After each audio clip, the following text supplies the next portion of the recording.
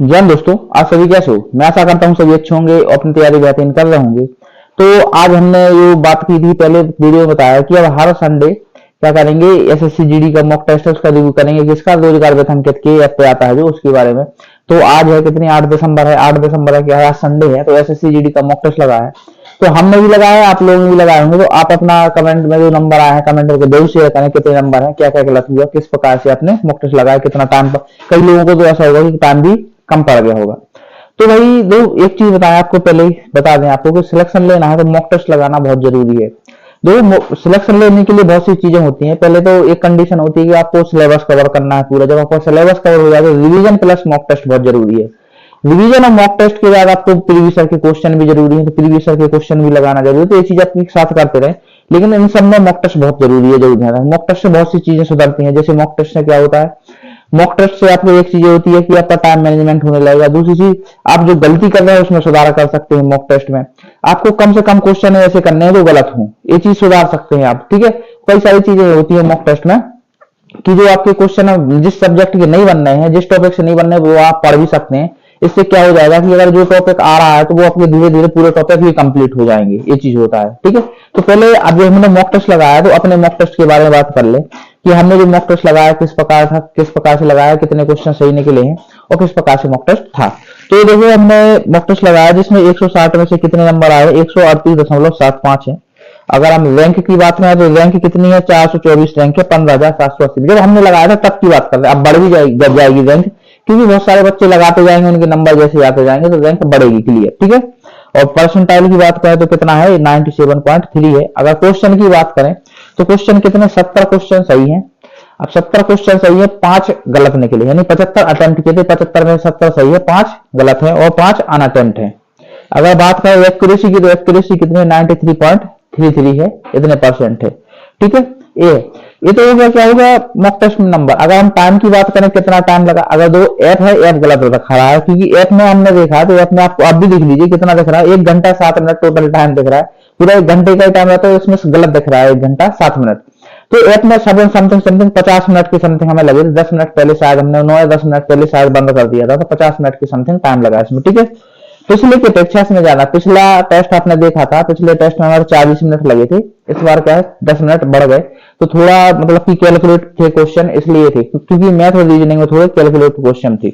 अब बात करें हम किसकी, कि सब्जेक्ट वाइज किस सब्जेक्ट में कितने नंबर आए, कितने गलत हैं, कितने अनअटेम्प्ट है, उसकी बात करें तो देख लीजिए मैथ में 19 क्वेश्चन सही है, 1 गलत है, यानी 20 में से 20 अटेम्प्ट किए थे, कितने 19 सही है, 1 गलत है। अगर जीकेजीएस की बात करें तो जीकेजीएस में 15 सही क्वेश्चन है और 1 गलत है, 4 अनअटेम्प्ट है, ठीक है, नहीं 16 अटेम्प्ट किए थे। और अगर हम रीजनिंग की बात करें, रीजनिंग में 17 सही है, 2 गलत है और 1 अनअटेम्प्ट है।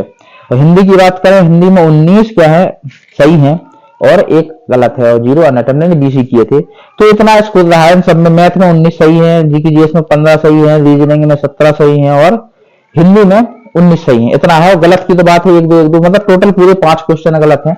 तो अगर आप मतलब कि मॉक टेस्ट लगा रहे तो मॉक टेस्ट में सबसे बेस्ट क्या होती है, एक्यूरेसी सबसे मायने रखती है, एक्यूरेसी सबसे ज्यादा मायने रखती है कि आप जितने क्वेश्चन कर रहे हो उसमें अधिकतम आपके सही निकलना चाहिए, गलत कम से कम क्वेश्चन हो चाहिए, कम अटेम्प्ट करो, ये जरूर ध्यान रखें।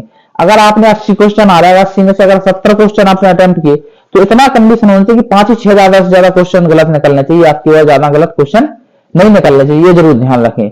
एक और चीज, हमने अपना स्कोर बता दिया, आप भी जरूर अपना स्कोर बताओ। एक और चीज, जिससे आपका कोई डाउट हो तो हमारी इंस्टा आईडी की लिंक डिस्क्रिप्शन में डाल देंगे और टेलीग्राम ग्रुप की लिंक भी डिस्क्रिप्शन में डाल देंगे, वहां जाके हमसे कोई भी डाउट पूछ सकते हैं।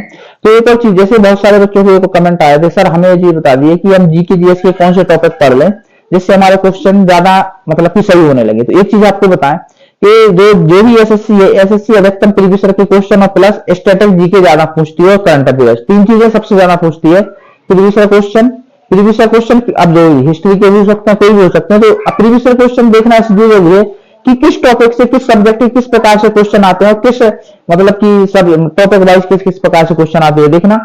और एक और चीज कि आपको स्टैटिक जीके सबसे ज्यादा क्वेश्चन पूछे जाते हैं। करंट अफेयर्स पढ़ोगे जब तो आपके स्टैटिक जीके भी मजबूत होगी, क्योंकि करंट अफेयर्स है उसी के रिलेटेड स्टैटिक जीके पूछी जाती है। अगर वर्तमान में कोई भी मुद्दा चल रहा है देश में तो उसकी हिस्ट्री पूछ ली जाएगी, उसका संविधान पूछ लिया जाएगा, कुछ भी पूछ लिया जाएगा। इसलिए करंट अफेयर्स पढ़ते हो जब साथ में आप सभी, तो करंट अफेयर्स के साथ उसकी स्ट्रेटेजी के या हिस्ट्री या संविधान जो भी है, भूगोल जो भी है, वो भी जरूर पढ़ लिया करें आप।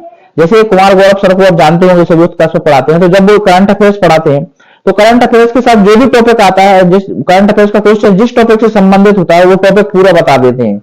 इसलिए कई बार क्या होता है, उनके करंट अफेयर के क्वेश्चन उतने ना फंसकर स्टैटिक जीके और हिस्ट्री जो भी पढ़ाते हैं उसके साथ स्टैटिक जीके उसके क्वेश्चन ज्यादा फंस जाते हैं।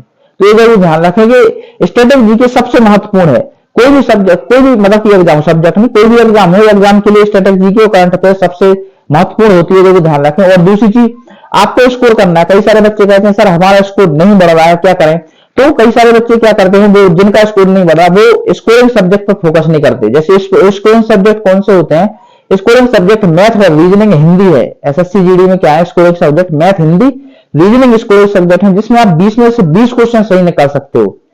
जैसे हमने अभी अपना स्कोर बताया, जैसे मैथ में 20 में से 19 क्वेश्चन सही हैं, हिंदी में 20 में से 19 क्वेश्चन सही हैं, रीजनिंग में 20 में से 17 सही हैं। तो अब ये भी कोई मॉक टेस्ट में कम या ज्यादा हो जाते, लेकिन ऐसे सब्जेक्ट हैं कि अच्छे से अगर पकड़ बना लोगे आप तो इन दोनों तीनों सब्जेक्ट में 20 में से 20 क्वेश्चन सही कर लोगे। अगर मान लो आपके 20 में से 20 क्वेश्चन सही होने लगे, एक एक दो तो चलो गलत हो जाते हैं, बात अलग है, तो अगर हम एक एक दो क्वेश्चन करके काउंट करें तो तीनों सब्जेक्ट में अगर 19-19 क्वेश्चन बनना है तो 19 से 57 क्वेश्चन होते हैं।